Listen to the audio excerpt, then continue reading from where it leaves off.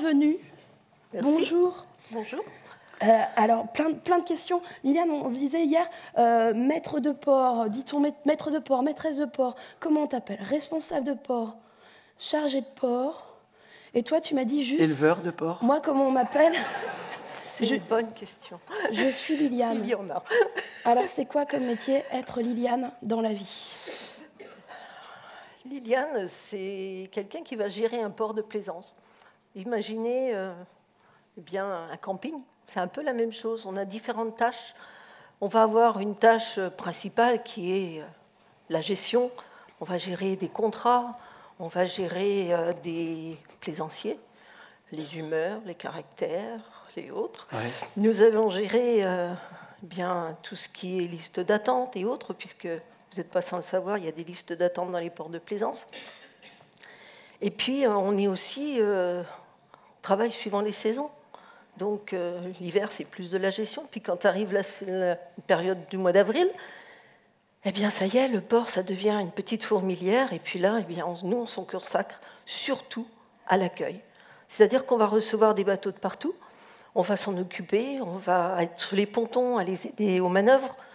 On va être là pour les rassurer dans leurs manœuvres. Des fois, on n'a pas toujours affaire à des personnes aguerries. Voilà. Donc, voilà, c'est notre quotidien. Et puis, je reporte à ce que disait ce matin Jean-Michel Guénier, c'est que nous sommes un endroit où il doit y avoir des services. Les services, c'est très important. Vous arrivez quelque part, vous avez déchiré votre grand voile. Je fais quoi de ma grand voile? Je fais comment? Je vais où? Eh bien, nous sommes là. On va vous diriger vers un voilier qui va pouvoir vous réparer dans l'heure, parce qu'on sait qu'il y en a un, c'est sa spécialité. Et puis, l'autre, c'est la panne moteur. Et puis, il y a une autre personne qui vient, qui dit « Oh, moi, en arrivant, j'ai vu les trucs, là, c'était super sur l'eau. Qu'est-ce que je peux faire? Est-ce que je peux essayer? » Oui, eh bien, on va vous orienter vers là. On est vraiment dans le service. Et puis, on vit. Le port, c'est un espace de vie. Le matin, vous vous réveillez. Il faut imaginer le petit port de Plouer, il est à 6 000 de la mer. Oui, parce qu'on ne l'a pas dit. On n'a pas dit d'où viennent ces magnifiques images. Eh oui. Costarmoricaines. Vous êtes sur la Rance, tout près de Saint-Malo, à 6 000 de Saint-Malo. Je ne vous le présente pas, la route du Rhum. Et puis, dans le sud, c'est l'écluse du Châtelier. L'écluse du Châtelier, elle va, vous séparer de la partie canalisée dont on parlait ce matin et qui va vous permettre de regagner l'Atlantique. Et nous, on est dans le milieu. Voilà. Et puis, on a ce type d'activité-là. Alors, le plaisancier arrive. « Ah, j'ai vu, c'est tout nouveau, est-ce que je peux tenter ?» On va l'orienter, on va l'envoyer faire de l'e-foil. Voilà. Tout à fait. Et puis, comme je vous disais, le port, c'est un endroit de vie. Les plaisanciers, on ne va pas se le cacher, ils sont gourmands. Ils aiment bien le matin avoir une baguette fraîche, avoir quelques croissants, quelques pains au chocolat. Eh bien, pas de problème, on va vous trouver ça. Vous avez peut-être commandé le soir, donc vous les aurez le matin. Ou alors, tout simplement, on va aller vous en chercher parce que vous êtes arrivé tard, vous n'avez pas. Puis vous avez l'autre, il en a, lui, pas moi. Donc on fait ce qu'il faut. Voilà. Et puis, pour vous résumer un petit peu mon métier, je vais vous dire tout simplement qu'on est un couteau suisse. Un couteau suisse, c'est une lame principale, qui est la gestion, qui est autre, toutes ces activités-là. Puis toutes les lames différentes du couteau suisse, c'est une de nos activités. Et tous les jours, on en découvre. Tous les jours, on crée une nouvelle activité. Plein de missions, en fait. Plein de missions. Voilà. C'est très intéressant. C'est un métier super passionnant et qu'on le réinvente tous les jours. Comment on arrive d'où tu viens, en fait? D'où tu es arrivée à être boulangère, nourrice, gestionnaire de port? Des fois psychologue aussi, ça arrive. Psychologue, voilà. Je vais dire que je suis tombée dedans étant petite. Je viens, comme je vous l'ai dit, de la Rance, de Plouer. Plouer, c'est la rive gauche de la Rance. C'est, comme je vous disais, les chats de la Rance. Je disais ça hier, les chats de la Rance. J'ai eu de la chance, je ne suis pas née de l'autre côté, c'est les culs de Pommel. Je m'en suis bien sortie. Et puis, chez moi, on était de ce côté-là, côté paternel, une famille de marins, Terre-Neuve, commerce, pétrole. Voilà, on naviguait. Et puis, côté maternel, eh bien, c'est tout près d'ici. Ça me fait tout drôle d'être ici, d'ailleurs. J'ai fait un petit pèlerinage. Mon grand-père était marin-pêcheur à Mousterlin. Il avait son petit bateau de 6 mètres. L'amour du travail, il l'avait appelé. Et il faisait sa petite pêche à la journée. Ma grand-mère, le soir, prenait, ou le midi, suivant les marées certainement, prenait son vélo et allait vendre son poisson dans les différents restaurants. Donc moi, j'ai été bercée dans ces histoires. Ça a été mon quotidien. Et puis un jour, j'ai profité des premières classes de voile. L'école nous ouvrait sur l'extérieur. On allait apprendre à faire du bateau. On allait apprendre à faire de l'optimiste. Ouais, c'est quand même mieux que les maths et les français. Hein. Ça, je ne vous le cache pas. Donc, on est parti. J'ai profité de 8 jours d'initiation. Et puis après, j'avais mis le doigt dedans. Puis ça a continué. Ça a été le vaurien, la caravelle. Et puis un peu plus tard, le 420. Et encore plus tard, la planche à voile. C'était les mercredis, c'était les samedis, c'était les dimanches. Je peux vous dire que ma mère a énormément souffert parce qu'à la maison, on ne parlait que bateau. Donc la pauvre, c'était dur pour elle. Et puis, l'adolescence est arrivée. Et là, on m'a demandé, tu vas faire quoi de ta vie? Tu vas faire quoi comme métier? Ah ben, moi, j'ai une idée, c'est tout trouver, je vais être gardien de phare. Je suis quelqu'un qui aime bien la solitude, j'aime bien la mer. C'était très bien, un gardien de phare. Ben oui, mais réfléchis, ils vont être automatisés. C'est fini ce métier-là. Ah bon? Ben, c'est pas grave, je vais naviguer. Ah oui, tu vas naviguer où? Eh bien, je vais être radio sur les bateaux. Oui, mais non, mais ça, c'est pareil. Puis en plus, je ne vais pas vous dire, je vais pas te dire, mais t'es une femme. Ah oui, bon, bah tant pis. Bon, bah, allez, il se fait quoi dans le coin? Je vais faire électromécanique. Parce que ça, après, je vais peut-être pouvoir aller vers les phares et balises, je vais faire des choses comme ça. Et puis, j'ai fait mon BEP. Waouh, quelle tristesse. Mais qu'est-ce que je me suis ennuyée pendant 2 ans. Terrible, c'est affreux même. Et puis, à la sortie de l'école, je ne savais toujours pas ce que j'allais faire. J'ai commencé par faire la saison au centre nautique.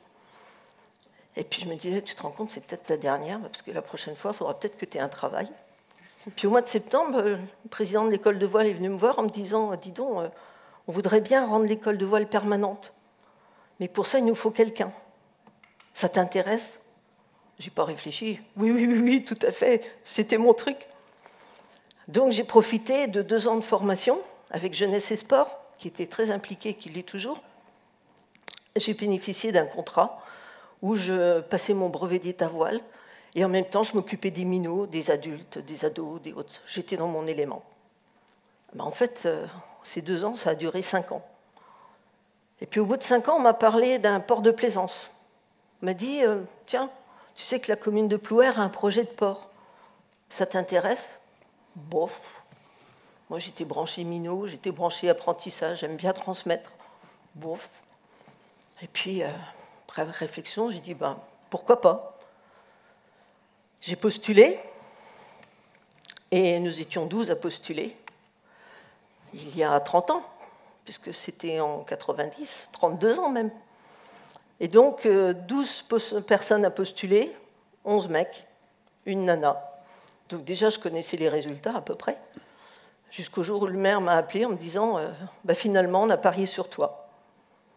Et l'aventure, elle dure depuis 32 ans maintenant. Voilà. Bon pari. Merci. Ouais, c'était sympa. Et j'espère que cette aventure va encore continuer un petit peu. Et ouais, tu nous as parlé de tes missions et comment ça a évolué depuis le début des années 90, ce métier de maître ou maîtresse de port? Ah, c'est un métier, c'est vrai, qui a énormément évolué. Évolué par la plaisance en elle-même.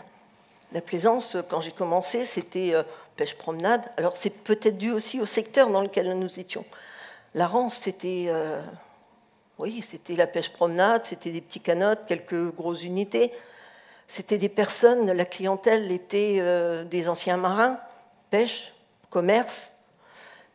C'était des personnes qui avaient fait les Glénans, qui accédaient à leur premier bateau et qui venaient chez nous héberger leur bateau, et puis, mais qui avaient une compétence en voile. Aujourd'hui, la plaisance, elle a évolué, énormément évolué. Le support a évolué. On se retrouve aujourd'hui, on a des bateaux plus grands, les matériaux ont changé. Aujourd'hui, on a beaucoup de bateaux plastiques. À l'époque, on avait une majorité de bateaux en bois. On avait, des bateaux qui restaient sur le secteur, qui n'allaient pas bien loin. Aujourd'hui, j'ai des bateaux qui partent pour le tour du monde. J'ai des bateaux qui ne reviennent pas, qui trouvent leur bonheur ailleurs. C'est beau, c'est sympa. Et puis notre métier, nous aussi, a évolué. C'est-à-dire qu'il a fallu qu'on accompagne cette plaisance. J'ai commencé, c'était papier, crayon, machine à écrire. Vous savez, la vieille machine qu'on voit dans Maigret, avec les grosses touches, c'était ça au début. Mes outils. D'un doigt dessus. Et cling, c'était bien. Aujourd'hui, le métier au port, c'est ordinateur, tablette et portable. Vous êtes sur le ponton, vous avez le portable qui sonne. Vous allez faire un pointage. Alors ça, je vais vous le dire, mais il ne faut pas le répéter surtout. Moi, je suis toujours restée papier. J'aime bien le papier et le crayon. Tu gères le tableau Excel ou pas? Je gère des tableaux Excel, bien entendu. Okay. De moins en moins, mais on en gère. Parce que j'aime beaucoup les tableaux Excel. Ouais, il y a une petite faiblesse. Ah, d'accord. Quand j'aurai besoin, je t'appellerai. C'est pas mon truc. Et puis, voilà. Puis aujourd'hui, on est avec des programmes de gestion portuaire. Le papier et le crayon, on l'utilise de moins en moins. Et puis, on fait de la promotion, on fait beaucoup de choses. Il y a des mots qui sont apparus qu'on ne connaissait pas il y a 30 ans. Même si j'ai vendu les places de port, la promotion ne se faisait pas pareil. Aujourd'hui, on envoie des mails. Aujourd'hui, on va sur les réseaux sociaux. Aujourd'hui, il faut être partout. Donc, voilà, c'est notre quotidien. Et puis, on se forme, on se déforme. Et voilà. Et en parlant justement de ces évolutions donc dans vos fonctions, vos manières de faire, mais on parlait également de démocratisation, où il y a eu un P de populaire aussi qui est parti d'un sigle. Est-ce que toi, tu vois ça dans la pratique? Est-ce que tu la constates, l'ouverture de la pratique de la plaisance au quotidien? Ah oui, c'est même un plaisir de le voir. C'est vrai que quand j'ai commencé, j'étais une femme à travers que des mecs. Aujourd'hui, à l'époque, les femmes, elles suivaient, mais c'était difficile pour parler que des femmes. Aujourd'hui, j'ai des femmes qui traînent leur mari pour aller faire du bateau. J'ai des femmes qui partent seules en mer. Ça, c'est déjà une démocratisation quelque part. Et puis, aujourd'hui, tout le monde peut faire du bateau. On peut embarquer en école de croisière, ça c'est déjà connu de par les Glénans et autres, mais aujourd'hui, c'est accessible à tous. Il y a les clubs nautiques, les clubs de propriétaires qui embarquent du monde. Vous avez les enfants, maintenant, l'école de voile est accessible. Et puis, il y a les supports. Vous n'aurez peut-être pas la chance, parce que pour X raisons, d'avoir un bateau de 8 mètres ou autre, mais vous pouvez avoir un semi-rigide, vous pouvez aller sur l'eau, vous pouvez avoir un ifol, vous pouvez avoir un canoë, vous pouvez avoir un paddle. C'est vraiment une ouverture sur la navigation et sur la mer qui est fantastique. Tout le monde peut participer aujourd'hui. On peut avoir son petit bonheur sur l'eau. C'est très, très bien. Et puis, l'accès, bateau d'occasion, bateau, chaîne de magasins qui va vous proposer du matériel accessible. Donc, oui, il y a une belle démocratisation. Ok, merci. Son petit bonheur sur l'eau, c'est joli, ça. On ait tous notre petit bonheur sur l'eau. Tout à fait. Dans la salle, on a avec nous des étudiantes et des étudiants. Alors, les étudiants du Master Tourisme de Quimper et ceux et celles de la licence Nautisme de Lorient. Est-ce que tu aurais un message à leur donner, à leur faire passer? Si tu me dis non, c'est un peu dommage pour eux. Au revoir. Non, il y a toujours un message à faire passer. On travaille dans des métiers qui sont fantastiques. Nous rencontrons du monde, nous rencontrons différentes situations. La plaisance, le tourisme, parce qu'on travaille dans le tourisme en fait. On facilite l'accès aux plaisanciers à travers le tourisme. C'est pour moi, si je peux vous donner un petit conseil, c'est écouter les gens. Écoutez ce qu'ils ont à vous dire. Ne leur imposez pas quelque chose. N'essayez pas d'inventer des choses. Ça ne sert à rien. Alors peut-être que j'ai eu, moi, cette chance-là, je me suis laissée un peu guider et j'ai, à travers ça, créé le travail, mon travail, mon activité. Mais l'écoute est importante. C'est, je dirais, 80% de notre travail. C'est les plaisanciers qui vont vous dire ce qu'ils veulent, ce qu'ils ont envie. À vous, après, de vous positionner, de voir ce que vous pouvez réaliser, suivant les moyens, bien sûr, que l'on vous donne, parce que dans la gestion, comme on disait tout à l'heure, il y a les budgets. Mais voilà, il faut écouter. Et puis le deuxième conseil que je vais vous donner, c'est enrichissez-vous de toutes les rencontres que vous faites. Chaque rencontre, chaque personne que vous rencontrez a son importance et va vous amener quelque chose. Donc, allez-y. Et vous verrez, vous vous éclaterez, puis vous aurez envie de continuer dans ce métier-là.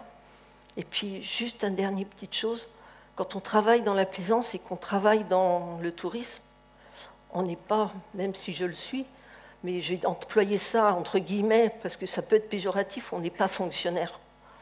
C'est-à-dire qu'on est au service d'eux, on crée des services, on amène du service. On ne ferme pas la porte à midi. Moi, ça fait 30 ans, 32 ans que je travaille les samedis, dimanches et jours fériés. Je m'accorde depuis 2-3 ans, Noël et 1er de l'an, l'après-midi. Mais j'étais là, j'étais présent au niveau des plaisanciers. Et ça, c'est le bonheur, parce que si vous êtes là, eux, ils seront au rendez-vous. Donc, allez-y, et vous passerez une carrière fantastique. Voilà. Merci. Merci. Bonne journée. Au revoir. Super témoignage. Merci Liliane.